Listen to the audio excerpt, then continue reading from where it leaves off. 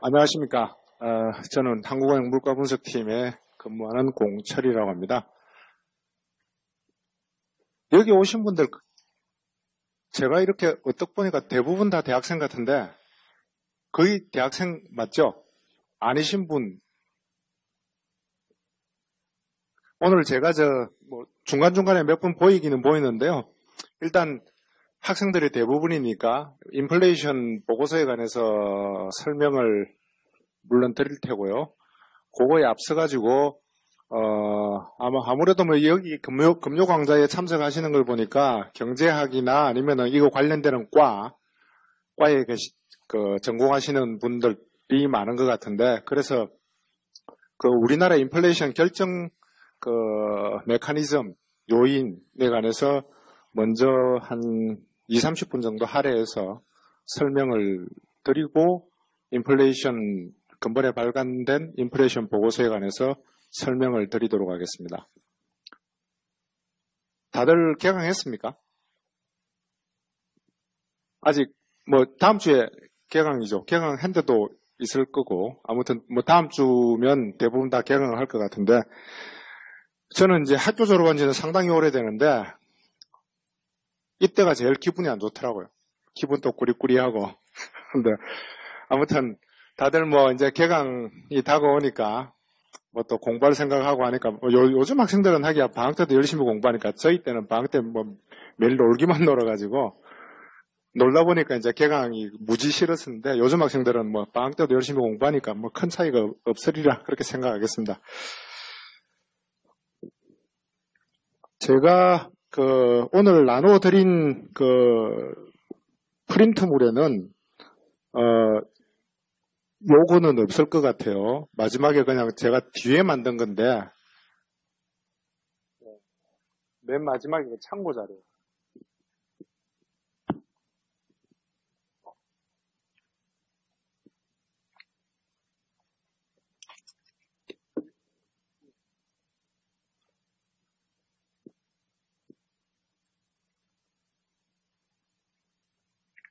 제 말씀 잘 알아듣겠습니까? 제가 사투리를 많이 쓰거든요. 제가 고향이 부산이다 보니까 서울 온 지 몇십 년이 되는데도 아직도 이 억양이나 이런 것들에 사투리가 많이 남았습니다. 양해해 주십시오. 먼저 이제 인플레이션 결정 요인에 관해서 설명을 드리도록 하겠습니다. 여러분들 필립스 곡선 아시죠? 경제학 전공하시는 분, 아니면은 경제학 원론을 수업 들으신 분, 손 한번 들어보십시오. 맞네요. 그러면 필립스 곡선을 다들 잘 아시겠네요. 필립스 곡선이라는 거는 물가 상승률, 즉 인플레이션과 GDP 갭률의 관계를 나타내는 곡선이 필립스 곡선입니다. 원래 필립스라는 경제학자가 이 곡선을 처음에 만들어냈는데, 필립스가 만들어낼 때는 인플레이션과 고용과의 관계죠. 그러니까 이제 자연 실업률이 있다면 실제 실업률하고 그 차이와 물가와의 관계였습니다. 그러면은 그 관계는 어떤 부의 관계를 보인다, 역의 관계를 보인다. 그렇기 때문에 실업률을 줄이기 위해서는 물가 상승률을 다소 좀 희생을 하더라도 실업률을 낮출 수 있다. 이런 아이디어로 처음에는 나왔죠. 나오다가 뒤에 이제 자연 실업률이라는 개념이 등장하면서 이 필립스 곡선이 우하향하는 곡선이 아니고 그냥 이 벌티컬한 수직인 형태다라고 해가지고 물가 상승률을 높이더라도 확장적인 정책을 쓰더라도, 확장적인 정책을 써서 물가 상승률을 높이더라도 실업률은 변동시킬 수 없다. 그게 자연 실업률 가설이죠. 그 뒤에 이제 계속 이제 많이 발달이 돼 나왔는데, 최근 들어서는 이 필립스 곡선이 실업률과 물가 상승률과의 관계를 나타내기도 하지만, 최근에는 이제 저희들이 거시경제 모형 셋업할 때 보면 이 필립스 곡선은 GDP 갭과 물가 상승률의 관계를 나타내는 곡선으로 쓰이기도 합니다. 그리고 뉴케인치안 필립스 곡선 같은 경우에는 한계 비용, 실질 한계 비용과 물가 상승률의 관계, 즉 인플레이션의 관계를 나타내는 곡선으로 쓰이기도 하죠. 아무튼 GDP 갭과 물가 상승률의 관계를 나타낼 때는 우하향하는 곡선이 아니고 우상향하는 곡선의 형태를 보이게 되겠죠. 뭐 부호만 반대니까. 그래서 여기 그려놓은 곡선은 GDP 갭하고 인플레이션하고 관계를 나타내는데 그러니까 결국 이제 우상향하는 형태로 제가 그려놨습니다. 그려놨고요. 그래서 이제 이 인플레이션 결정 요인이 그러면 과연 인플레이션이 뭐에 의해서 결정되는 것을 보려고 하면 이 인플레이션을, 이런 곡선은 아마 교과서에는 안 나오는 것 같아요. 근데 제가 이제 그 물가 분석 업무를 하면서 이제 인플레이션을 좀 나름대로 구분을 해보니까 제가 구분은 한 건 아니고요. 저 옆에 그 1981년도에 쓴 논문인데 저 사람이 이제 저렇게 구분을 했더라고요.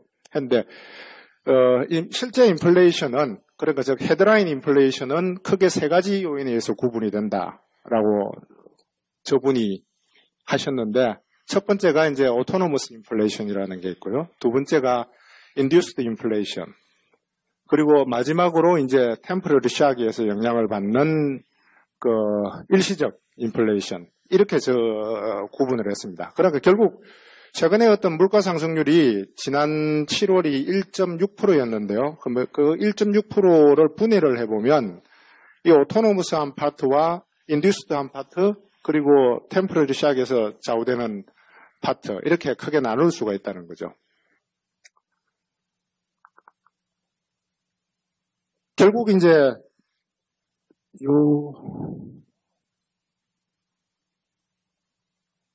저 2번 밑에 있는 저 식 보이죠? 파이 t 마이너스 파이 스테디 스테이트는 저 기호가 뭔가요? 저게 카인가요? 저게 뭔가요? 제가 기억을 못 하겠는데 아무튼 뭐 저거는 코에피션트고 이제 저 y가 저 GDP를 나타냅니다. GDP고 YSS가 잠재 GDP를 나타내는 거죠. 결국 이 필립스 곡선은 저런 형태로 표현이 되는데, 저희들이 한국은행 경제 전망 모형에 보면, 최근에 이제 어떤 DSG 모형이라고 하죠. 그거 할 때 보면, GDP와 물가가 결정되는 메커니즘에 크게 나누면 세 가지 펑크션이 있습니다. 첫 번째가 IS 곡선이 있고, 두 번째가 테일러 룰, 세 번째가 필립스 곡선입니다. 이 세 개가 있으면 가장 심플하게 GDP와, 물가가 결정이 되는 거죠. 인플레이션이. 그러니까 이제 IS 곡선은 경제 원론 들으신 분들 다 아시죠?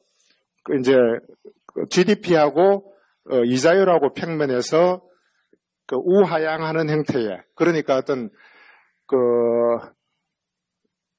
소비의 어떤 기간 대체를 표현하는 곡선이죠. IS 곡선. 그리고 이제 테일러 룰 같은 경우에는 최근에 이제 우리가 통화 정책의 목표가 금리를 통해서 하잖아요. 금리를 조정해가지고 이제 통화 정책의 목표를 달성하려고 하는데 예전에는 이 테일러 룰이라는 게 없었고 제가 학교 다닐 때는 LM 곡선이라고 했죠. 예전에는 한국은행이 통화 정책을 할 때 통화량을 목표로 했었습니다. 중간 목표로 삼아가지고 그럴 때는 통화량을 컨트롤하고 이자율은 시장에서 결정이 되는 형태니까 LM 곡선이라는 게 있었는데요. 최근에는 이제 모든 세계 각국의 중앙은행이 통화량을 목표로 하는 중앙은행은 거의 없는 걸로 알고 있고 대부분이 금리를 가지고 정책을 하죠. 금리를 우리나라 같으면은 매년 발표하잖아요. 기준금리를 얼마로 운영하겠다. 요걸 통해서 이제 통화 정책을 하니까 결국은 금리가 결정이 되고 나면은 민간에서 그 금리를 보고 어떤 포트폴리오를 조정한다든지 하는 이런 모든 과정을 거쳐가지고 통화량은 시장 내부의 메커니즘에서 내생적으로 결정이 되는 거죠. 그러니까 LM 곡선은 별도로 없고 요즘은 이제 테일러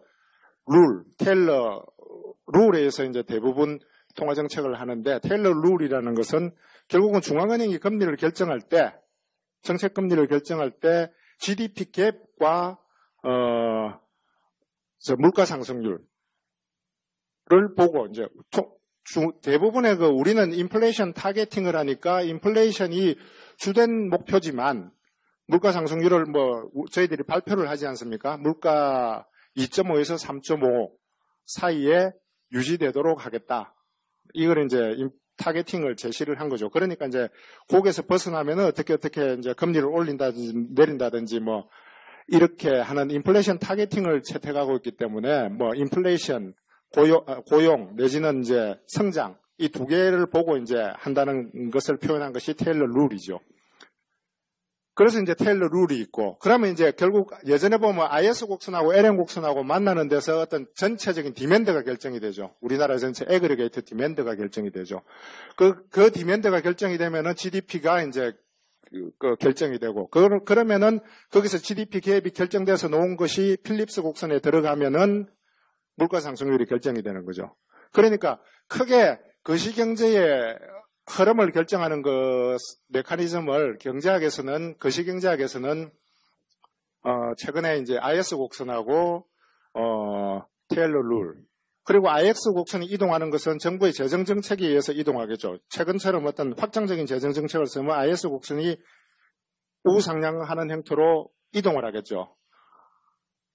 그리고 이제 IS 곡선과 테일러 룰에 의해서 총 디맨드가 결정이 되면 GDP 갭이 결정이 되고, GDP 갭이 결정이 되면 물가 상승률이 결정되는 형태. 한국은행 BOK DSG 모형이 기본 뼈대는 제가 말씀드린 이런 형태로 되어 있습니다.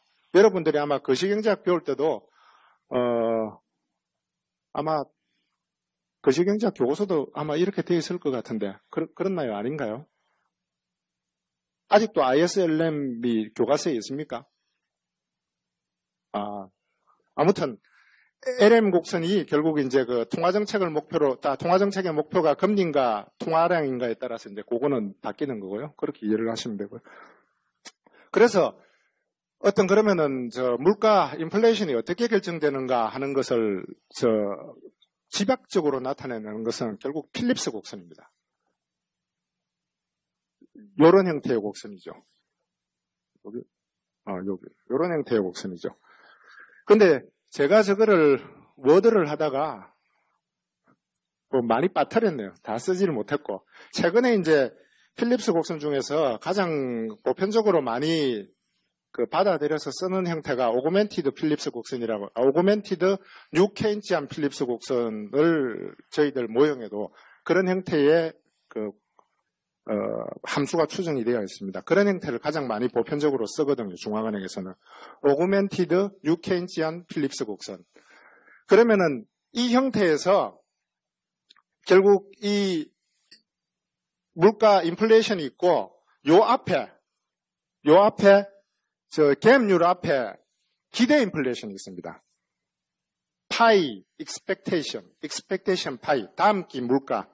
뉴케인치안 필립스 곡선은 과거에는 사람들이 백월드 루킹 하는 형태의 그런 걸 보이기 때문에 파이 t-1 이런 텀들이 들어갔는데, 뉴케인치안 필립스 곡선 같은 경우는 그 유도 과정을 보면 어떤 사람들이 합리적으로 판단하기 때문에 미래의 어떤 상황을 미리 예측을 해가지고 의사결정을 하기 때문에 뉴케인치안 필립스 곡선을 데리베이션 하면 맨 마지막에 놓는 게 결국 보면 파이, 향후의 물가 상승률이 어떻게 될 것인가에 따라 가지고 현재의 물가가 결정된다는 거거든요. 그래서 그 텀이 빠져 있고, 두 번째가 이제 요 텀입니다. GDP 갭 있고, 앞에 이제 오그멘티드 뉴케인치안 필립스 곡선이라고 했는데, 결국은 이제 이 GDP 갭률하고 기대 인플레이션 말고 저희들이 생각해 볼 수 있는 거는, 예를 들어서 기름값이 오른다든지 흉작이 발생한다든지 아니면은 풍년이 든다든지 이렇게 되면 농산물 가격이 이제 외생적으로 변동을 하겠죠. 그런 팩터를 맨 마지막에 넣습니다. 그게 이제 우리나라 같은 경우는 특히나 이제 소규모 개방 경제니까 해외에서 들어오는 원자재 가격 텀, 대표적으로 국제 유가 같은 것들을 넣어서 하면은 물가 상승률의 피팅이 굉장히 좋아지죠. 그래서 뉴케인치안 필립스 곡선은 크게 물가 상승률을 첫 번째가 이제 향후 기대 인플레이션, 두 번째가 GDP 갭률, 세 번째가 외생적인 요인. 말하자면 농산물 가격이나 유가나 이런 것들. 이 세 개에 의해서 인플레이션이 결정이 된다. 라고 하는 게 뉴케인시안 필립스 곡선입니다. 그런데 제가 앞에서 세 개를 구분했죠. 유발적 인플레이션, 일시적 인플레이션, 자생적 인플레이션. 일시적 인플레이션은 뭐 그냥 저 말만 봐도 좀 감이 오시죠. 저 인플레이션은 그야말로 농산물 가격이나 뭐 유가의 뭐 갑작스런 예를 들어서 중동에 전쟁이 일어나가지고 유가 갑자기 올랐다. 뭐 이런 요인들에 의해서 발생하는 게 저겁니다. 그래서 템퍼러리 샥에서 발생한다고 이제 이름이 저렇게 붙여진 것 같고요. 두 번째 이제 저 유발적 인플레이션은 인듀스드 인플레이션이라고 영어로는 표현되는데 저걸 달리 또 표현하라면 뭐 시클리컬 인플레이션이라고도 표현할 수 있겠습니다. 결국 이제 이 저 유발적 인플레이션이라는 것이 그 GDP 갭, 그러니까 이제 잠재 수준의 GDP보다 높은 수준의 GDP면은 물가 상승 압력이 나타나겠죠. 역으로 잠재 GDP 수준보다 현재 경기가 안 좋아가지고 실제 GDP가 잠재 GDP 수준을 하회하고 있다면 디플레이션 압력이 나타나겠죠. 그리고 이제 저 마지막이 저 자생적 인플레이션이라는 것이 결국은 저게 뭔가 굉장히 궁금하실 겁니다. 그래서 이제 보면 일단 이 필립스 곡선이 요 파이 SS라는 이 파트,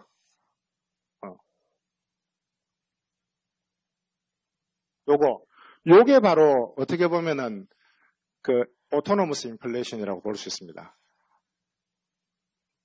왜 저 필립스 곡선에 뭡니까? YSS나 파이SS나 저런 텀이 있냐고 하면 경제 모형을 만들 때 보면 전체를 안 봅니다. 그 BOK DSG 모형이라는 거는 어떤 우리나라의 경기 흐름을 포착하고 설명하기 위해서 만들어진 모형이거든요. 경제 전망 모형이라는 게. 그렇기 때문에 어떤 경제 성장률도 보면 잠재 성장률이라는 게 존재하고 경기 변동이 의한 게 있거든요. 그런데 경제 모형의 주된 관심은 경기 변동이나 요걸 예측하는 데 있기 때문에 어떤 구조적인 요인은 빼버립니다.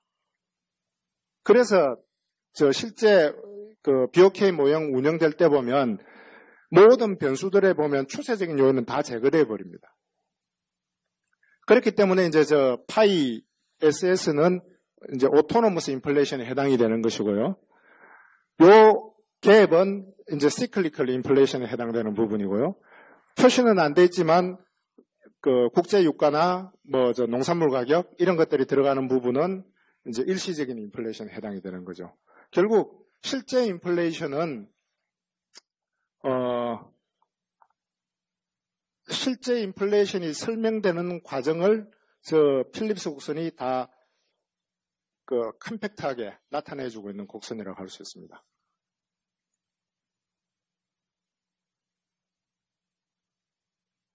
그래서 먼저 이제 그 첫 번째 템포러리 샥 인플레이션은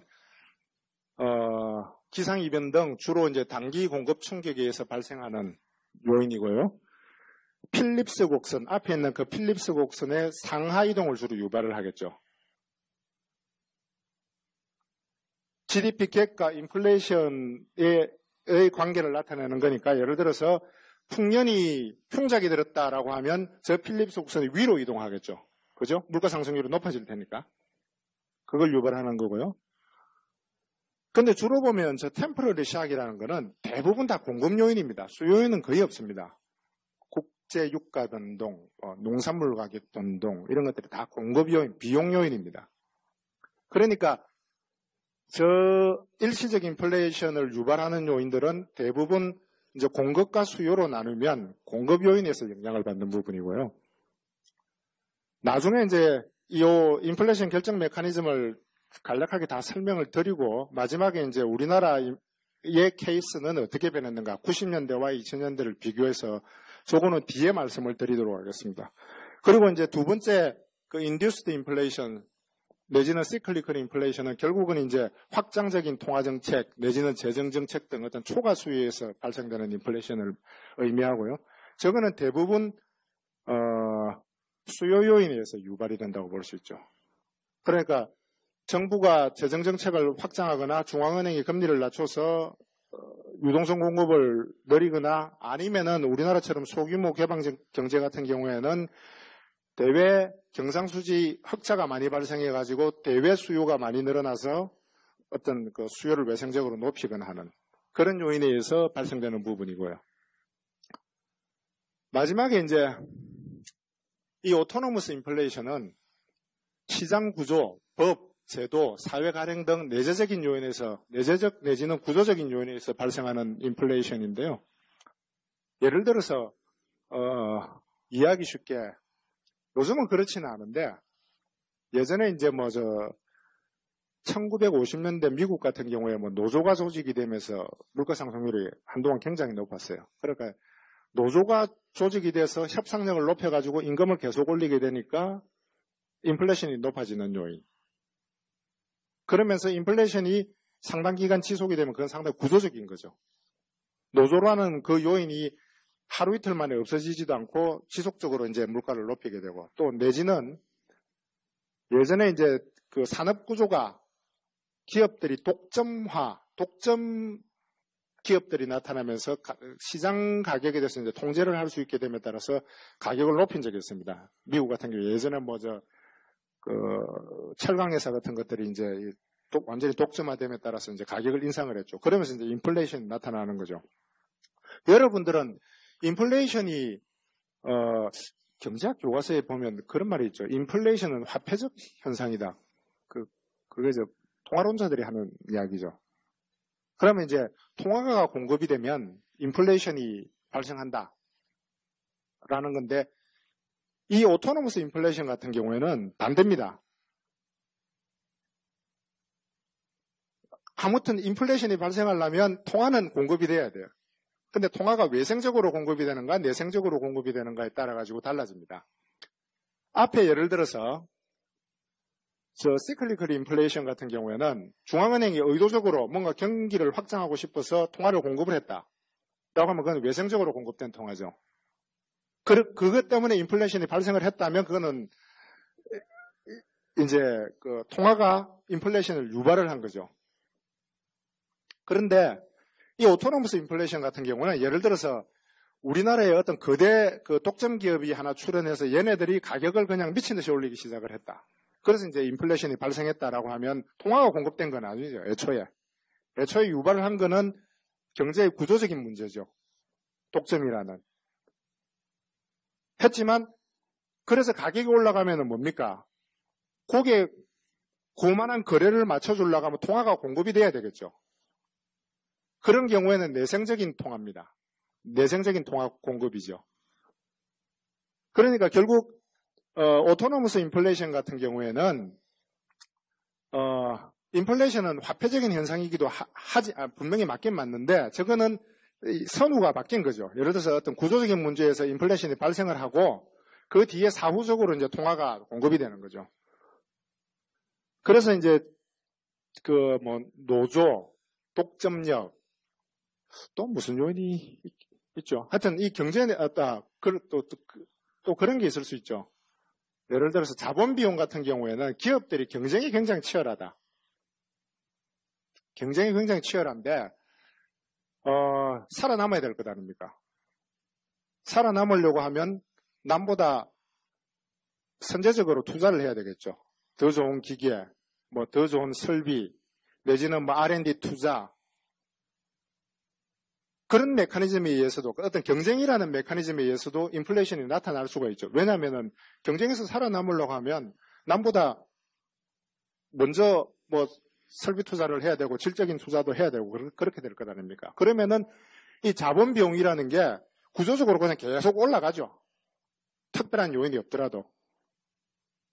그런 게 인플레이션을 유발을 할 수 있다는 거죠. 그런 요인들은 논문에 따라서 굉장히 어떤 그런 요인들을 개별적으로 뽑아가지고 쓴 논문들이 많이 있습니다. 아무튼 오토노머스 인플레이션이라는 개념이 확실히 이해가 되셨는가는 모르겠는데 아무튼 저는 경제의 구조적인 문제에 의해서 발생하는 겁니다. 그리고 뭐 임금 같은 경우에도 예를 들어서 관성이 붙을 수가 있죠. 뭐 임금 결정할 때 보면은 인플레이션을 미리 예측하고 임금을 결정하지는 않죠. 요즘은 우리나라 같은 경우는 워낙 임금의 교섭력이 약화돼서 그렇지만 뭐 어느 정도 교섭력이 있을 때는 미래를 예측 안 하고 뭐 작년에 얼마 올렸으니까 뭐 올해도 얼마 올려야 되지 않겠느냐. 이래 되면은 그게 이제 오토노머스한 인플레이션이 되는 거죠. 뭐 매년 한 3%는 올라야 되지 않겠느냐. 이렇게 되면 이제 그게 오토노머스 인플레이션이 되어버리는 거죠. 그런 게 아무튼 저겁니다. 그런데 오늘 그 인플레이션 보고서에서 저희들이 주로 설명하는 부분은 자생적 인플레이션. 저거는 일단 배제를 좀 하기로 하겠습니다. 저거는 장기적인 요인이고 여러 가지 구조적인 문제에서 변화가 일어나는 부분이기 때문에 저거는 배제를 하고 주로 이제 설명하는 게 이제 induced inflation하고 일시적인 요인. 아까도 말씀드렸지만 유발적 인플레이션은 그 GDP 갭률하고 수요측 요인하고 밀접하게 관련이 있는 부분이고 일시적 인플레이션은 공급 사이드 쪽 요인하고 밀접하게 관련이 되는 요인이죠. 그래서 아마 인플레이션 보고서도 보면 물가 여건 이렇게 점검할 때 보면 수요측 요인, 공급측 요인 이렇게 나눠서 설명을 할 겁니다. 그리고 이제 수요측 요인에 보면 뭐 GDP 갭률 먼저 이야기하죠. 그리고 뭐 경제 성장 이야기하고 그다음에 뭐 명목 임금에 관해서도 명목 임금 상승률에 관해서도 이야기를 하고 하는 게 이제 그게 다 수요와 관련되는 거고요. 두 번째 이제 공급 요인 쪽에서 이야기할 때 보면 뭐 대표적인 게 국제 유가, 뭐 기타 원자재 가격, 뭐 원달러 환율, 그리고 공공요금, 농산물 가격 이런 것들을 주로 설명하죠. 그게 다 주로 일시적 인플레이션을 유발하는 파트입니다. 그래서 인플레이션 결정 요인, 여건, 물가 여건은 저것 때문에 이제 수요 공급 요인으로 나눠서 설명을 하고요. 예를 들어서 아주 롱텀한 인플레이션을 설명을 한다라고 하면 자생적 인플레이션까지 포함이 된다면 어떤 구조적인 문제도 또 별도로 또 다뤄야 되겠죠. 그리고 요 뒤에 보면은 그 기대 인플레이션도 들어가 있죠. 기대 인플레이션 있고 뭐 글로벌 인플레이션도 있는데 몇 페이지에 들어?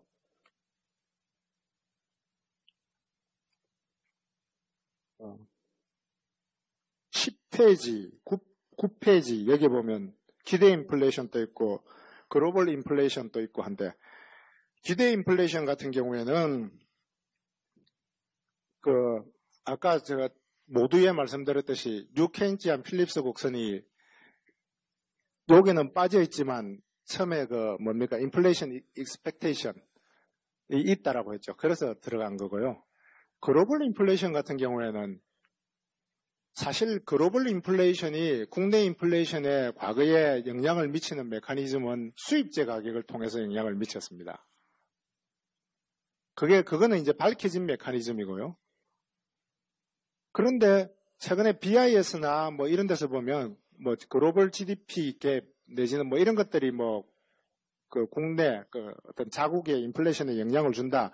글로벌 요인이 중요해진다라는 페이퍼도 많이 나오고 뭐 논의도 많이 있습니다만 확실한 어떤 그 메커니즘을 설명하는 페이퍼는 아직은 없는 것 같아요. 아무튼 뭐 심리적으로 동조가 되는 건지 아니면 뭐 진짜 외국의 어떤 글로벌 GDP 갭이라는 게 있는데 그게 실제 국내 물가에 영향을 주는 건지 그거는 실정적으로 밝혀지지는 않았는데요.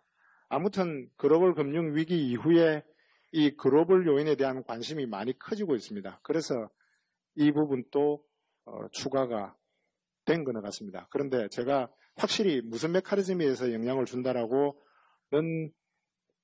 확실히 설명을 아직은 못 드리겠네요. 제가 뭐 좀 더 공부를 한번 해보고요. 최근에 뭐 우리가 그거 관련해서 연구를 진행하기는 하는데 아직은 저는 잘 모르겠습니다. 그래서 요 그림을 한번 봅시다. 요인별 동태적 기여도라는 건데요. 여기는 빨간 선이 우리나라의 실제 물가 상승률입니다. 90년부터 2014년 1, 4분기까지. 빨간 선이 그렇고요. 그러면 저 물가 상승률이 뭐에 의해서 변동된가를 제가 작업하고 있는 건데, 다이나믹 컨트리뷰션 기여도를, 동태적 기여도를 한번 계산을 해봤습니다. 요걸 계산한 모형은 요거였고요. 저거는 이제 코인테그레이션 관계를 이용해서 그냥 임피리컬하게 제가 추정한 건데, 아무튼 뭐 여기에 대한 것을 제가 설명드리고자 하는 건 아니고, 요 식을 이용해가지고 여기서 보면 이게 왜 다이나믹 컨트리뷰션이 되냐면, 이게 물가입니다. 물가인데, 이 전기의 물가가 들어가 있죠. 전기의 물가가 들어가 있으니까, 이 외성적인 요인들에 의해서 이제 기여도를 계산하기 위해서 이걸 이쪽으로 다 넘겨버립니다. 넘겨가지고 새로 풀면은 이 동태적 기여도가 나오는데, 쭉 저걸 분해해보면, 단위 노동비용이라는 거 있죠. 파란 색깔. 저게 이제 주로 임금입니다. 단위 노동비용이라는 거는 임금에다가 노동 생산성을 감안해서 놓은 게 단위 노동비용인데, 대부분이 임금 상승률하고 단위 노동비용 증가율하고가 두 개가 아주 비슷한 패턴을 보입니다. 물론 이제 생산성에 따라 가지고 임금은 많이 올랐지만 생산성이 뭐 크게 향상되면은 단위 노동비용 증가율은 낮아지겠지만, 뭐 역사적으로 이렇게 쭉 그림을 그려놓고 보면 임금 상승률이나 뭐 단위 노동비용 증가율이나 뭐 크게 차이는 안 나더라고요. 굉장히 두 개가 유사하게 움직이는 형태고, 결국 그러니까 저 파란 건 임금이죠. 그럼 물가가 예를 들어서 저 8% 올랐을 때 무슨 요인에 의해서 올랐는가를 보는 거죠. 그러면은 한 8%, 0.08이라는 게 8%인데요. 한 6% 정도는 저 임금에 의해서 오르고, 두 번째 저 오렌지색이 국제유가죠. 국제유가에서 얼마 오르고, 뭐 농축산물 가격에서 오르고, 뭐 환율에 의해서 오르고, 뭐 크게 저런 요인들에 의해서 설명이 되는데요. 여기서 보면 특징적으로 나타나는 게 여기 2000년입니다.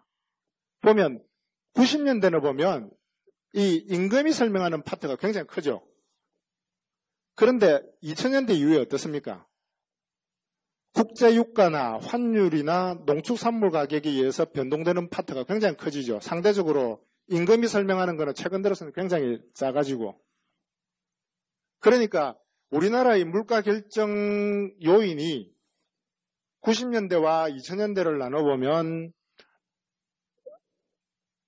크게 좀 변한 것 같죠. 예를 들어서 90년대는 임금이 상당 부분 설명을 했고, 그러니까 상당히 좀 상대적으로 안정적인 모습을 보였는데, 최근 들어서는 아까 처음에 말씀드렸던 공급적 요인, 뭐 환율, 원달러 환율이나 농수산물 가격이나 국제유가나 뭐 이런 것들이 설명하는 비중이 굉장히 커졌죠.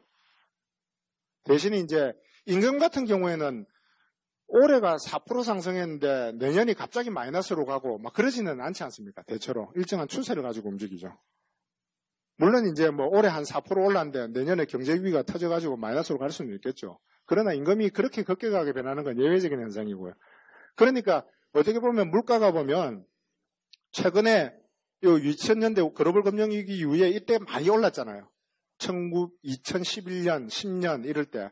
그때 올랐던 게 주로 보면 대부분 다 뭐 농산물 가격이나 환율이고요. 최근 들어서 또 한국은행이 저물가인데 그 요인에 관해서 뭐 앞으로 설명을 드리겠습니다만 계속 이제 뭐 농축산물 가격이 하락하고 이런 이야기를 많이 했었을 겁니다, 아마. 그런 것들이 저런 거에서 보여지는 거죠.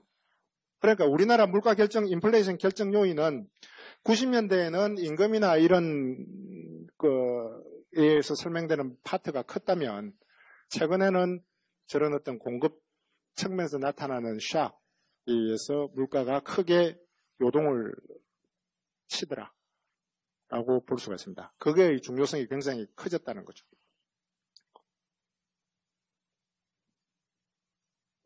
지금까지 35분이네요. 제가 이제 인플레이션 결정 요인 그리고 우리나라 인플레이션 결정 요인이 90년대하고 2000년대하고 비교해가지고 어떻게 변화가 되었다라는 것을 간략히 말씀을 드렸습니다. 위로 좀.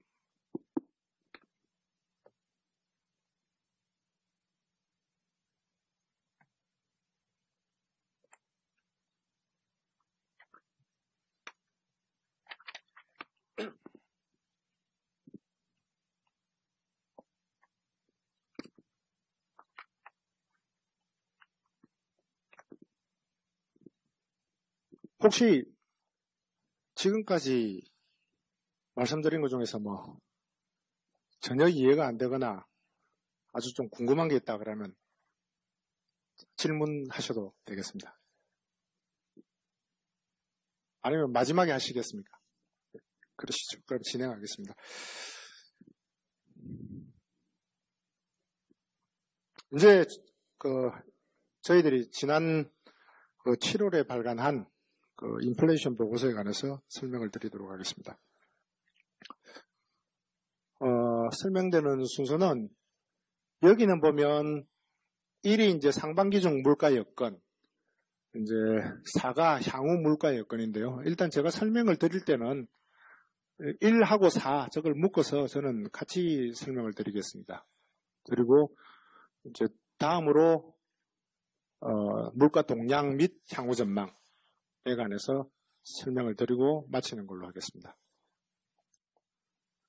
물가 여건은 물가 결정 요인 제가 설명하면서 어떻게 설명드릴 거라는 거는 다 짐작하셨죠. 수요 요인과 공급侧 요인이 있는데 수요 요인은 어떤 시클리컬한 파트, 인플레이션을 결정하는 거고요. 공급 요인은 어떤 일시적인 파트를, 일시적인 인플레이션을 설명하는 요인들입니다. 그래서 먼저 이제 수요 요인 같은 경우에는 GDP 갭률이라는 게 있고요. 아까 필립스 곡선에서 나와 있었죠. 갭률이라는 게 있고, 다음에 이제 명목임금 상승률 말씀드리고요. 여기는 없지만 유동성 증가율이나 금리에 관해서도 간략히 제가 그냥 설명을 드리도록 하겠습니다. 그리고 공급 요인은 주로 이제 일레귤러한 파트를 결정하는 건데, 인플레이션의 국제 원자재 가격, 원달러 환율, 농수산물 가격 이렇게 설명을 드리도록 하겠습니다.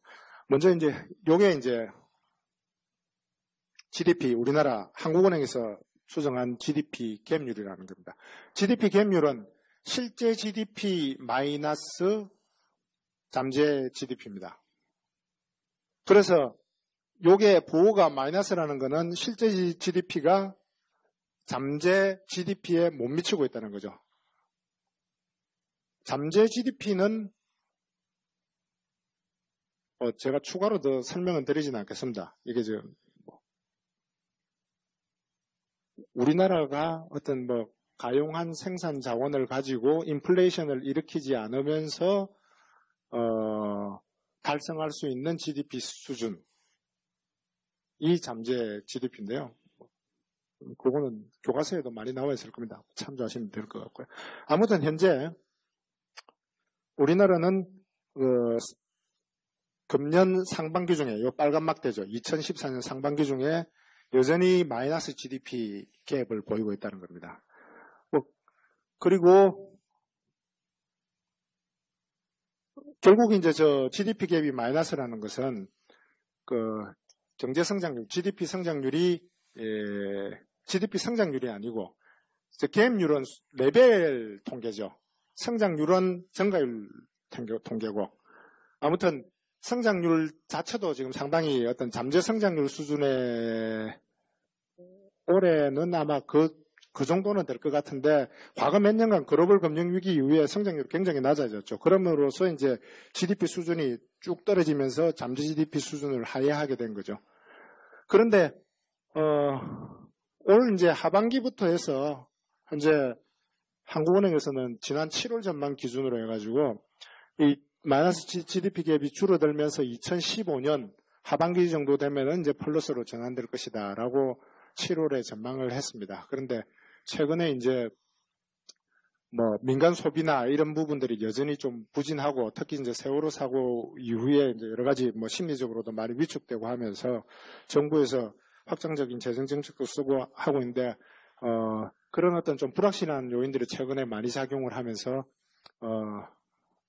최근에 그 성장 회복세가 조금 기대에는 못 미치는 듯한 그런 모습을 현재는 보이고 있는 것 같습니다. 아무튼 지난 7월 전망 기준으로는 GDP 갭률이 올 상반기 중에 마이너스를 보였었고요.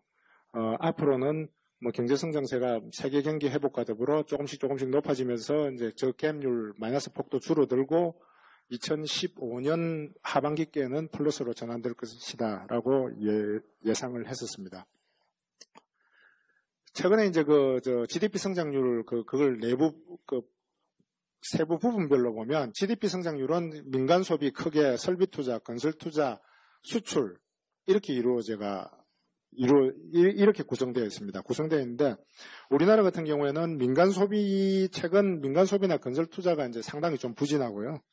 상대적으로 이제 수출이 조금 양호한 편이고 설비 투자도 워낙 소비하고 건설 투자 쪽이 안 좋다 보니까 거기에 비해서는 좀 상대적으로 양호한 모습을 보이는 것 같습니다.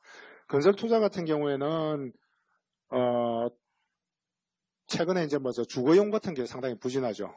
물론 이제 최근에 최경환 장관이 기재부 장관이 취임하면서 이제 LTV나 DTI 이런 걸 규제를 한도를 제한을 상당히 완화하고 하면서 상당히 부동산 시장이 이제 최근에 많이 꿈틀거린다라고 기사는 많이 나고 있습니다만 아무튼 최근에 주택 경기 자체가 최근 몇 년간 굉장히 안 좋았기 때문에 이 주거용 쪽이 굉장히 부진합니다. 그래서 이 건설 투자가 상대적으로 굉장히 부진한 것 같고요. 민간 소비 같은 경우에는 아까 처음에도 나왔듯이 최근에 임금 상승률이나 이런 것들이 굉장히 글로벌 금융 위기 이후에 많이 낮아졌습니다. 최근에 명목 임금 상승률이 1, 4분기 같은 경우에는 2.9%인가 그렇게 되었는데요. GDP 성장률 대비 명목 임금 상승률 두 개 비율을 내면은 글로벌 금융 위기 이전 이후에 보면 예를 들어서 글로벌 금융 위기 이전에 GDP 성장률이 예를 들어서 한 5% 정도 됐었는데 명목 임금 상승률이 예를 들어서 5%였다라고 하면 그거의 비율이 1이지 않습니까? 1인데 글로벌 금융위기 이후에는 그 비율이 많이 떨어졌어요. 제가 내보니까. 그러니까 GDP 상승률이 글로벌 금융위기 이후에 낮아졌는데 그거 낮아진 것보다 상대적으로 명목임금 상승률이 더 많이 낮아진 것 같습니다. 그런 것들 때문에 민간 소비 자체가 상당히 좀 위축되어 있는 것 같고요. 물론 이제 가계부채 또 문제가 되고 이런 요인들 때문에 아무튼 민간 소비 자체가 굉장히 좀 어려운 모습을 보이고 있는 것 같습니다. 그래서 정부에서도 보니까 최근에 가계소득 증대를 위하여 여러 가지 대책을 시행하고 있는 것으로 알고 있습니다. 아무튼 GDP 갭률은 저렇고요. 또 순성장 기여도를 보면 CPI 상승률이 우리가 기준이죠. 물가 인플레이션을 매저하는 지표들이 보면 다양한 지표들이 있죠. 소비자 물가 상승률이라는 것도 있고 생산자 물가 상승률도 있고 또 수입 물가, 수출입 물가 지수들이 굉장히 많죠. 그런데 일단 한국은행에서 주된 기준이 되는 지표는 소비자 물가 상승률입니다. 소비자 물가 상승률 같은 경우에는 경제 성장이 되더라도 소비가 늘어나야 올라가겠죠. 그래서 이제 수출이 잘 돼서 경제가 성장하면 소비자 물가 상승률은 상대적으로 그만큼 많이 오를 수는 있겠죠. 그러니까 내수 갭, 외수 갭이라고 하는데 수출 갭이 이제 외수 갭이 되는데 외수 쪽에서 갭이 플러스가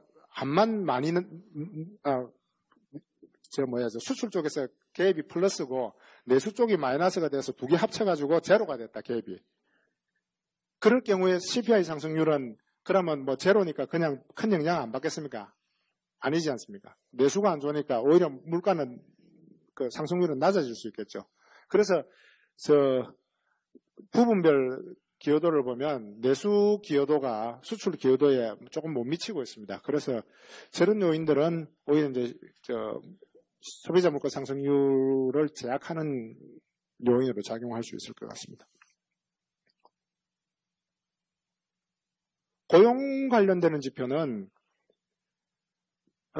사실 비용 측면에서 물가 상승률을 결정하는 게 보면 노동 비용, 자본 비용,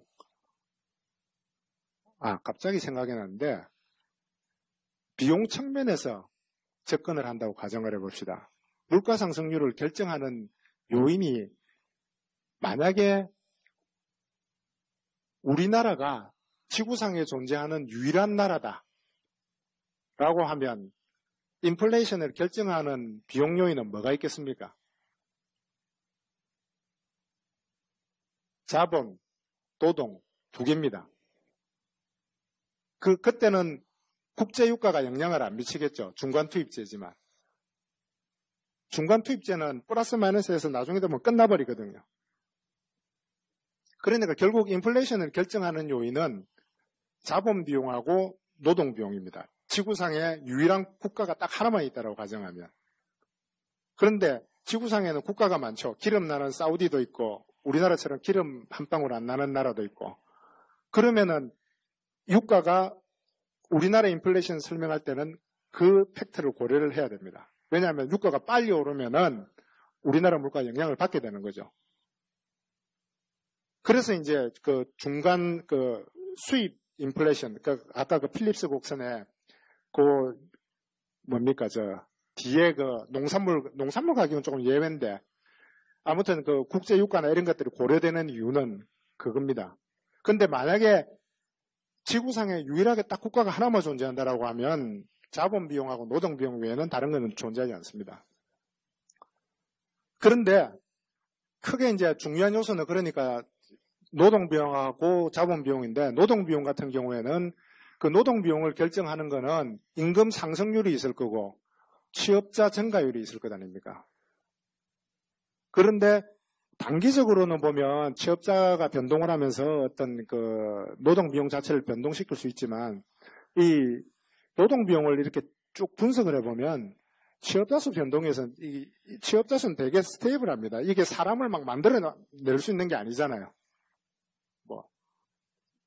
물론 이제 취업률을 좀 높일 수는 있지만 취업률도 그렇게 크게 변동은 안 해요. 모든 국가들이 20, 30년 통계를 보면 굉장히 일정하거든요. 그러니까 이제 노동 비용을 도미넌트하는 팩터는 임금 상승률이 되는 거죠. 그런데 자본 같은 경우에는 재밌는 게 자본 비용.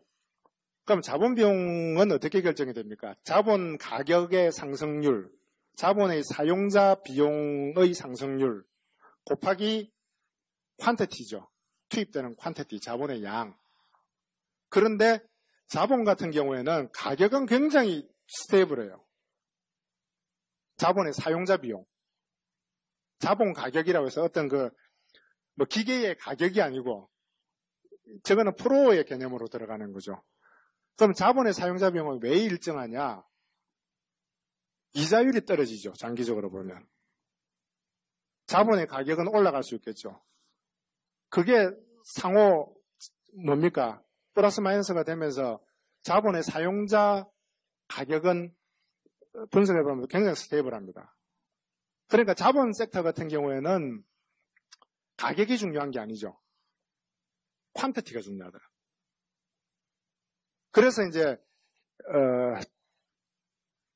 자본 같은 경우에는 볼 때 이제 이게 퀀티티 양이 어느 정도 늘어나는 걸 보고 임금 같은 경우에는 그래서 명목임금 상승률을 우리가 보는 거죠. 보는 건데 그러면 왜 자본 비용은 별도로 고려 안 합니까? 라고 질문을 하실 수가 있는데요. 왜 고려 안 하겠습니까?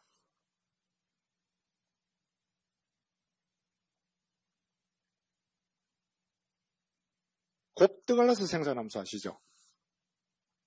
곱드갈라스 생산함수가 뭐냐 하면 자본과 A, K, L 이렇게 구성이 되어 있는데 K하고 L의 대체 탄력성이 1이 곱드갈라스 생산함수입니다.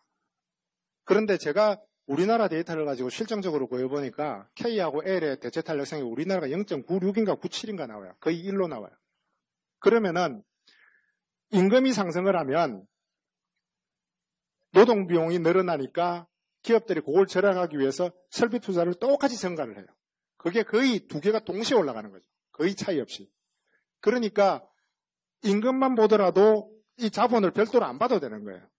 임금 상승률이 오르면 K와 L의 가격이 그거만큼 그냥 올라요. 그래서 이쪽 뭡니까? 그 임금 상승률 위주로 보는 거죠. 단위 노동 비용 증가율. 그러니까 자본은 별도로 고려를 안 하는 거예요. 그게 대체 탄력성이 1이기 때문에. 대부분의 나라가 자본과 노동의 대체 탄력성은 1인 것으로 추정이 되고 있고요. 그래서 아마 그 유명한 그 경제학에 나오는 곱드갈라스 생산함수가 경제학에서 그게 빠지지 않고 쓰이는 이유가, 주된 이유가 그건 것 같습니다. 예, 그래서, 제가 자본 비용, 노동 비용 하면서 이제 설명을 드렸던 이유는 취업자 수 증가, 저거를 저는 뭐 별도로 설명은 드리지는 않겠습니다. 읽어보시면 되고요. 이제 주된 요인은 이제 임금 상승률이 주된 요인이다. 물론 취업자 수가 늘어남으로써 전체적인 노동 비용이 증가하고 거기에 따라서 인플레이션이 발생할 수도 있지만, 그래서 요 고용 관련되는 지표는 별도로 설명은 안 드리겠습니다. 임금 상승률을 보면 저 옆에 그래프인데요. 파란색 선이죠. 파란색 선. 근데 1, 4분기가 2.9% 한 3% 정도 됐었고요. 최근 들어서 아무튼 글로벌 금융위기 이후에 굉장히 임금 상승세가 낮아진 것은 분명한 것 같습니다. 그렇고 앞으로는 그러면 임금은 어떻게 될 것인가? 앞으로 어떻게 될 것인가? 잘 모르죠. 잘 모르는데 경기가 회복이 되면 좀 안 오르겠습니까? 왜 오르느냐? 경기가 회복이 된다면 초과 근무 수당 이런 것들이 많이 늘어나겠죠. 대기업들 같은 경우에는 생산직 근로자들 같은 경우는 그 임금 포션이 굉장히 중요하거든요. 그래서 경기가 회복이 되고 하면 아무래도 최근보다는 임금 상승률이 좀 높아지지 않겠는가 하는 데 대해서는 크게 이견이 없는 것 같습니다.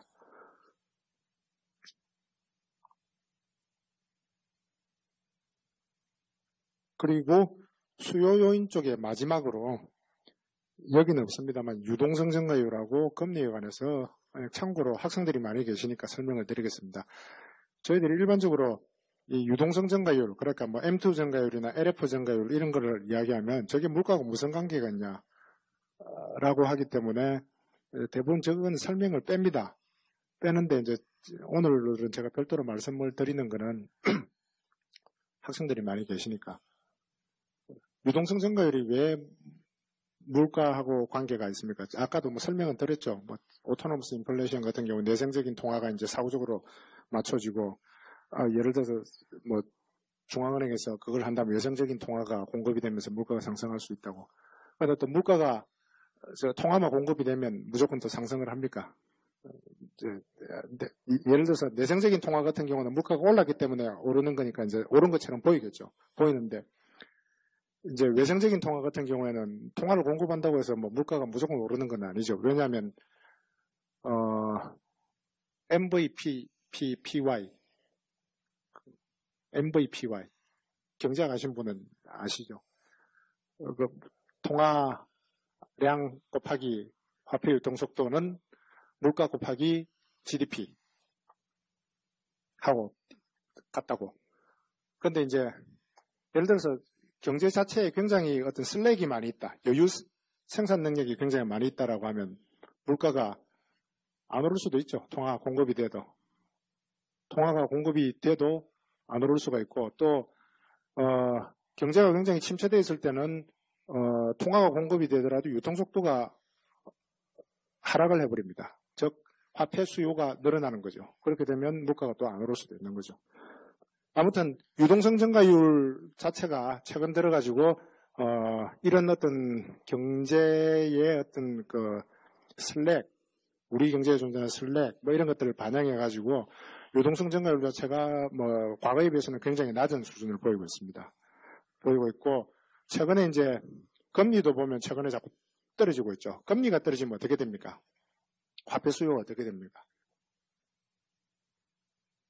금리가 떨어지면 화폐 수요가 늘어나죠. 그죠? 화폐 수요가 늘어나는데, 그럼 화폐 수요가 늘어나면 어떻게 돼요? 통화 유통 속도는 떨어지겠죠.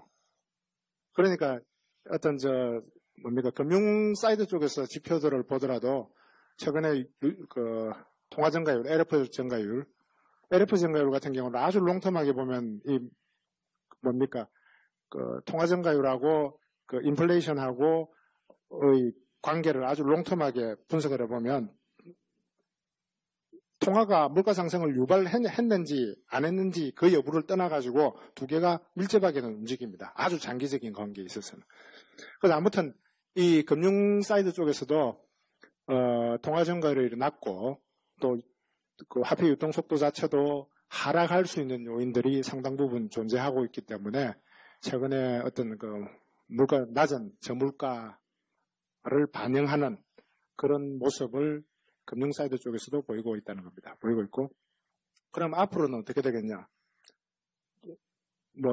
마지막에 우리 한국은행 전망의 결과가 인플레이션은 앞으로 점진적으로 높아진다는 게 결론이었기 때문에 앞으로 이 유동성 사이드 쪽에서도 점진적으로 안 높아지겠습니까? 그죠?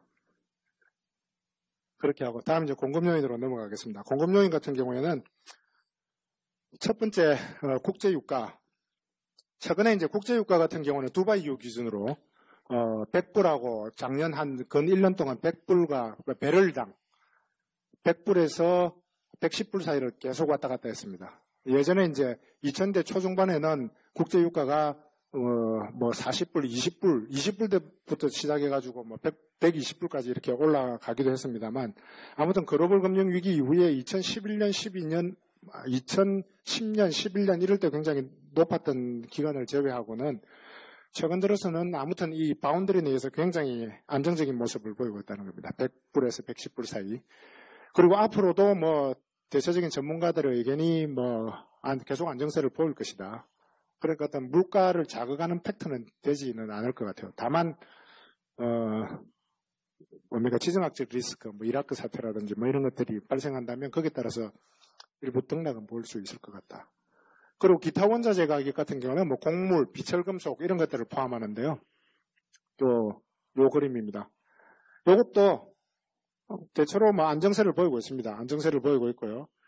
요 빨간 선이 곡물 가격인데 금년 4월, 5월경에 굉장히 많이 올랐었는데 그때만 해도 무슨 캘리포니아의 가뭄이니 호주의 무슨 가뭄이니 하면서 좀 냄새가 투기 자본이 개입을 한지 그건 잘 모르겠습니다만 아무튼 곡물 가격 오른다라고 막 해서 이렇게 하여튼 가파르게 올랐습니다. 올랐는데 최근에 다시 또 원위치 해버렸습니다. 그래서 곡물 가격도 대체로 이제 기타 원자재 가격이 곡물이나 비철금속이나 굉장히 세계 경기가 그렇게 안 좋다 보니까 수급 관계가 굉장히 안정적인 모양입니다. 그래서 예를 들어서 아주 외생적으로 어떤 기상 이변이나 이런 게 오지 않는 이상은 안정세를 보일 것으로 그렇게 예상이 되고 있습니다.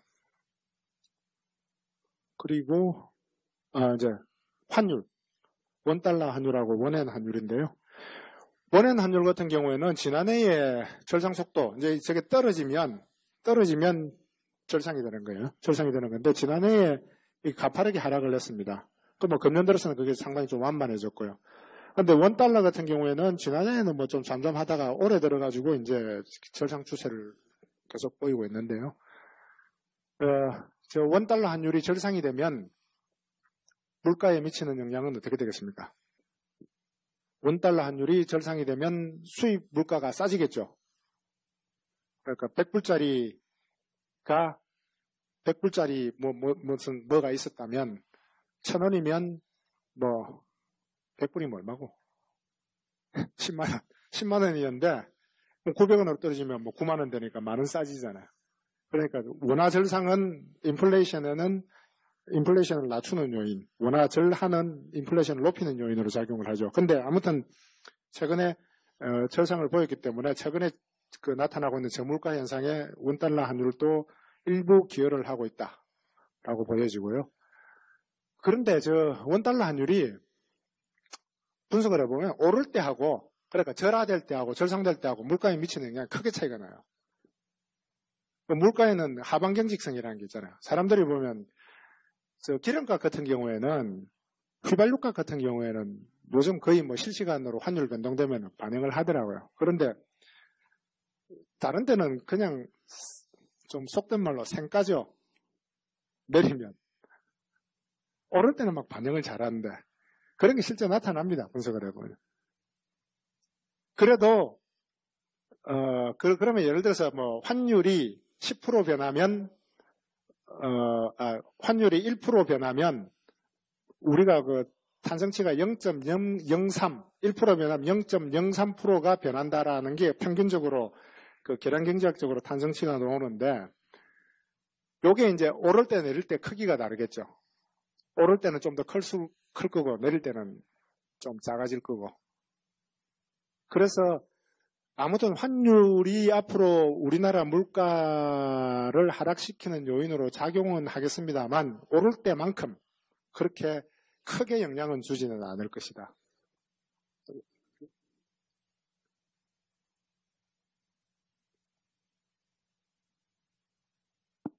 그리고 이제 공급요인 쪽에서 요즘 그 우리나라 물가 변동의 물가 변동을 저하는 큰 요인 중에 하나인데요. 농산물 가격. 농산물 가격이 2012년 상반기 이전만 하더라도 이게 굉장히 어떤 플러스 요인이 됐었는데요. 최근에 뭐 태풍도 별로 안 오고 뭐 폭우가 최근에 좀 오기는 왔는데 뭐 이 정도 해가지고는 뭐 크게 영향을 안 주는 것 같고 뭐 심각한 가뭄이 된 것도 아니고 해서 기상 여건이 되게 좋았었습니다. 그래서 보시다시피 뭐 채소류 가격이나 이런 것들이 보면 거의 지금 3년 전 가격 수준이라고 하더라고요. 지금 현재 수준이, 가격 수준이. 그리고 상승률로 보면 마이너스 10%. 그러니까 요즘 뭐 채소류나 뭐 과일이나 뭐 수박 이런 것들을 보면 굉장히 싸졌어요. 그런 것들이 아무튼 상당히 물가 안정에 크게 기여를 하고 있는 것 같고요. 그럼 저게 앞으로 어떻게 될 것인가? 저건 모르죠. 일레귤러한 파트니까 진짜 모르는 건데 최근에 농가들이 이게 장기간 지속이 되다 보니까 가격이 3년 전 수준이라면 그건 농가 입장에서는 굉장히 어려운 거거든요. 그래서 재배 면적을 많이 줄이고 있습니다. 줄이고 있고 정부에서도 농민들이 농사 지어봤자 뭐 못 살겠다고 이제 자꾸 하니까 수급 조절 정책도 쓰고 하는 이제 그런 모습들이 보이기 때문에 앞으로는 이제 이 하락세는 좀 멈추지 않을까라고 보여지고요. 다만 이제 뭐 최근에 또 태풍이 한 몇 개 온다든지 뭐 이렇게 되면은 이게 이제 재배 면적도 줄고 있는데 태풍 또 오고 이러면 이게 이제 또 급등할 수도 있는 거죠. 그건 이제 리스크 요인이죠. 태풍이 올지 안 올지는 모르니까. 아무튼 농산물 가격은 그렇고요. 축산물 가격은 반면 상반기 때 돼지가 AI 때문에 사람들이 그거 안 먹으면서 돼지 수요가 늘어나는데 이 돼지가 무슨 돼지 유행성 설사병인가 하는 게 있더라고요. 그것 때문에 이 공급이 또 줄었어요. 그러면서 이제 상당히 가파르게 뭐 금겹살 소리도 나고 할 정도로 많이 올랐었는데 최근 들어서는 좀 안정이 되는 것 같습니다. 그리고 이제 공공요금 같은 경우에는 올해 여러분들 등록금 대부분 다 안 올랐죠. 다 동결됐을 겁니다. 그리고 연초에 그 도시가스 요금인가? 그래. 도시가스 요금이 5.4%인가 인상되는 것 빼고는 공업요금이 특별히 오른 게 없어요. 전기요금도 뭐 지난해 하반기에 오르고 안 올랐고. 뭐 그리고 뭐 좀 이렇게 요즘은 또 뭘 좀 올리려고 하면 또 워낙 프레스도 심하고 해가지고 잘 못 올리더라고요. 그래서 아무튼 대학 등록금이 굉장히 커요. 등록금. 대학 등록금이나 뭐 중고등학교 뭐 이런데 학원비 이런 것들이 큰데 그런 뭐 학원비는 공공요금은 아니지만 아무튼 안정돼 있고요. 앞으로 공공요금은 어떻게 될 것인가? 하반기에도 저희들이 조사를 해보니까 공공요금 쪽에서 별로 오를 만한 건 없는 것 같더라고요. 일부 뭐 상수도 요금인가 하수도 요금인가 뭐 그게 일부 뭐 지방 이제 상하수도 요금은 지방자치단체에서 결정을 합니다. 국가에서 결정하는 게 아니고 일부 이제 지자체 같은 경우는 그거 올릴 계획이 좀 있는 모양이더라고요. 주로 보면 공공요금이 제 생각에는 전체적인 물가가 안정됐을 때 좀 올리면 좋은데 원래 이제 물가가 오를 때는 공공요금은 올리기 힘들거든요. 그럼 이제 물가가 안정됐을 때 그때 좀 오르면 충격이 좀 덜한데 아무튼 최근에는 뭐 특별한 하반기에도 인상률이 있는 건 없는 것 같습니다. 저희들 조사해 본 결과로는. 그리고 중앙정부에서 결정하는 공공요금 뭐 전기요금이나 뭐 이런 것들은 최근에 뭐 공공기관 뭐 경영 정상화 계획 뭐 이런 거 점검하고 하죠. 뭐 그런 것들이 끝나야 뭐 전기요금이나 이런 것들이 일부 그 인상 요인이 발생할 것 같습니다. 그래서 당분간은 뭐 큰 공공요금 쪽에서는 인상 요인이 없는 것 같고요. 주택매매 전세 가격 같은 경우는 저 CPI 소비자 물가에 보면 집세가 들어가 있습니다. 집세가 들어가 있기 때문에 저걸 설명을 하는 건데 매매 가격은 안 들어가 있고요. 전세 가격을 뭐 저 통계 내는 저 구체적인 거는 제가 잘은 모르는데 하여튼 전세 가격이 이렇게 오르면 그거를 시차를 나누고 한 20개월 정도로 해서 이렇게 반영을 24개월 전세 계약 기간이 2년이니까 그렇게 해서 이렇게 순차적으로 반영을 하는 모양이더라고요. 하는데 전세 가격 같은 경우에는 작년, 재작년 뭐 그렇게는 많이 올랐는데 최근에 상당히 좀 안정적인 모습을 보이고 있습니다. 보이고 있는데 모르겠습니다. 뭐 최근에 이제 매매 가격도 뭐 다시 오르고 뭐 전세 가격도 일부 지역에서는 다시 또 오른다는 말도 있고 한데 최근에 아무튼 정부에서 여러 가지 정책들을 취했기 때문에 그 효과가 어떻게 나타날지 매매 가격 상승으로 이어지고 뭐 거기에 따라 가지고 또 전세 가격 상승으로 이어질지는 아직은 속단하기는 조금 이른 것 같고요. 아무튼 현재까지는 뭐 상당히 뭐 거래량도 많이 늘어나고 뭐 그런 신호를 보이고 있다라고 하는데 어느 정도 지속이 되고 어느 정도 강도로 나타날지는 조금 더 지켜봐야 될 것 같습니다. 아까 요거는 말씀드렸고요. 환율 시간이 많이 없으니까 이거 읽어보십시오. 읽어보면 되고 기대 인플레이션 같은 경우에는 저희들이 한국은행에서 조사하는 일반인 기대 인플레이션이라는 게 있는데요. 그게 뭐 상당 기간 동안 지금 2.8%에서 고정되어 있습니다. 근데 원래 이제 보면 아까 그 처음에 모두에 말씀드렸듯이 그 뉴켄지안 필립스 곡선이 미래의 인플레이션 기대에 의해서 실제 인플레이션이 결정이 된다면 이게 2.8이라면은 현재 물가 상승률이 1%대 중반이라고 하면 요렇게 수렴해 가겠죠. 그게 맞다면. 근데 우리나라 같은 경우에는 어떤 학자들이 분석을 해보면 우리나라는 아직까지 기대 인플레이션에 의해서 실제 인플레이션이 별로 좌우 안 된다고 해요. 오히려 실제 인플레이션은 과거 인플레이션에 의해서 다 설명이 되는 거죠. 그게 좀 일명타당한 것 같죠. 그렇게 되면 저게 크게 영향력이 또 감소할 수도 있죠. 그리고 또 물가가 낮을 때는 또 물가가 오를 때하고 내릴 때하고 주로 보면 물가가 오를 때는 워낙 언론에서 정보가 물가 오른다는 그 뉴스도 많이 나고 해서 그런지 기대 인플레이션이 잘 따라 올라가요. 그런데 물가가 떨어질 때는 보면 기대 인플레이션이 별로 반응을 안 해요. 왜냐하면 그 언론에서 물가가 내릴 때는 별로 보도를 안 해요. 오르면은 이제 난리가 나는 거죠. 그러니까 이제 보도에도 자주 나고 해서 그런지 내릴 때는 이게 별로 반응을 안 해요. 그러니까 정보 제공의 빈도가 많이 줄어드는 거죠. 사람들이 아무래도 뉴스에 계속 물가 오른다라고 막 뉴스 계속 나오고 하면 기대 인플레이션 조정할 거 아닙니까? 그런데 이제 내릴 때는 조용하니까 뭐 그런 요인도 일부 작용을 하는 것 같고요. 아니면 실제 뭐 기대 인플레이션이 우리나라의 어떤 마음속에 기대 인플레이션 수준이 저 정도 돼가지고 실제 인플레이션이 저쪽으로 수렴을 해갈 수도 있고요. 그거는 확실히 어떻게 실증적으로 분석되어 있는 건 없는 것 같습니다. 아무튼 그렇고. 글로벌 인플레이션은 잘 아시다시피 선진국은 우리나라만큼 물가 상승률이 현재 낮고요. EU 지역 같은 경우는 굉장히 1%대 밑으로 내려가 있고요. 최근에 일본이 조금 높아졌습니다만 그게 이제 소비세 인상의 영향이 굉장히 크고요. 소비세 부가가치세가 오르면 물가는 그대로 오르는 거죠. 그래서 일본은 조금 높게 나타나고 신흥국 같은 경우에는 작년에는 한 6%대 정도 됐었는데요. 올해 들어서 거의 이게 한 5%대로 또 신흥시장국들도 많이 낮아졌습니다. 아무래도 국제 유가가 안정이 되고 전 세계적으로 농산물 가격이나 이런 것들이 다 안정되어 있기 때문에 그런 영향이 커서 전체적으로 글로벌 인플레이션도 우리나라처럼 상당히 안정되어 있고 저물가 기조를 지속하고 있는 것으로 나타나고 있습니다. 그래서 상반기 중에 보면 기준으로 1.4% 상승했습니다. 지난해 하반기가 1.2%였는데요. 그래서 그 한국은행이 목표로 하고 있는 그 2.5, 3.5를 못 미치고 있죠.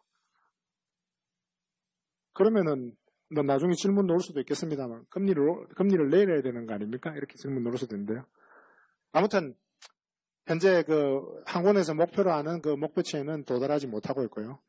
금년 그 뭡니까? 1, 2월 때는 1% 정도 됐었는데 1%대였는데 3, 4, 5, 6 이렇게 접어들면서 조금씩 이렇게 가고 있습니다. 올라가고 있는데 1.7%까지 올라갔다가 지난 7월 달엔 다시 또 1.6으로 또 떨어졌습니다. 그래서 언제쯤 2%를 넘어설지 현재 저희들 전망은 금년 연말께 정도 되면 인플레이션 목표 이 하단 정도는 도달하지 않겠는가라고 현재는 예상을 하고 있습니다만 아무튼 최근에 2012년 하반기 이후에 상당히 낮은 물가를 지속하고 있다는 겁니다. 2%를 하회하는.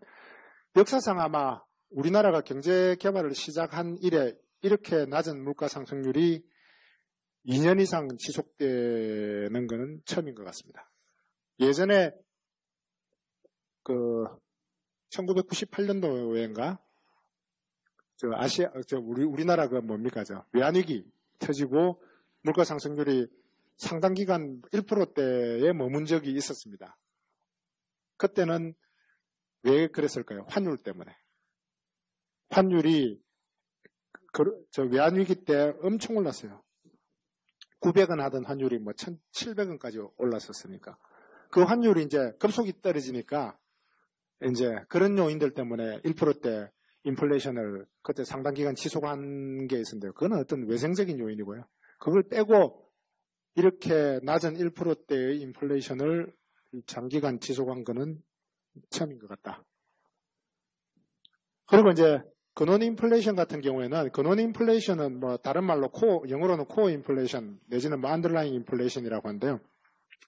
그거는 2%대 한 전후반 정도 되는 것 같습니다. 근원 인플레이션과 인플레이션의 차이, 그러니까 이제 헤드라인 인플레이션과의 차이는 뭐냐면 불규칙 요인이 제거된 겁니다.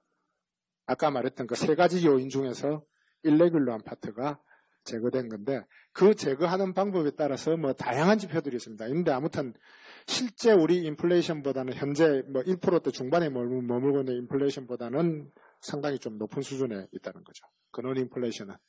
그래서 그럼 이렇게 인플레이션이 낮아진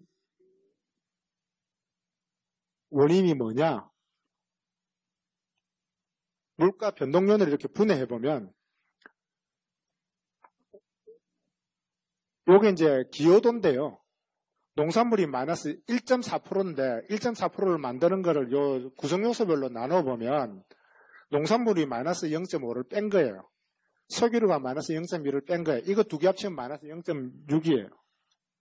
그러니까 결국은 농산물 가격하고 석유류 가격이 만약에 저게 파였다. 제로였다라고 하면은 실제 물가 상승률이 한 2% 정도 되겠죠. 0.6이 마이너스 0.6이 제로가 되어버리니까.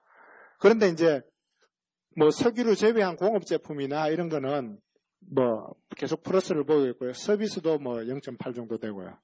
그래서 결국 최근에 나타나는 2%를 하회하는 이 저물가가 장기간 지속되고 있는 거는 첫 번째 요인이 이 농산물 가격의 하락, 두 번째가 국제 유가 안정, 세 번째가 작년 같은 경우에는 보육비, 유치원비, 그리고 초중등학교 급식비 이런 것들이 정부 예산에서 지원이 됐더라고요. 그러면 그게 정부 예산에서 개인이 내다가 정부에서 지원이 되면 가격이 하락한 걸로 그렇게 반영이 되는 모양이더라고요. 그래서 그런 요인들 때문에 저물가에 상당히 그런 요인들, 공급적 요인들이 크게 기여를 하고 있다는 거죠. 그런데 기본을 깔고 있는 거는 GDP 갭이 아까 계속 마이너스였죠. 그러면 물가 수준 자체가 예전에는 한 3%, 4% 이렇게 오르다가 이게 한 2%대로 떨어졌어요. 아무튼. 그런 기본적인 움직임은 어떤 명목 임금 상승률 하락이나 이런 것들 수요적 요인이 기본을 깔고 가고 있지만 실제적으로 최근에 이제 나타나는 거는 그거 플러스 이런 공급적 요인들이 믹스가 되면서 물가가 이례적으로 굉장히 낮은 수준을 지속하고 있다는 겁니다.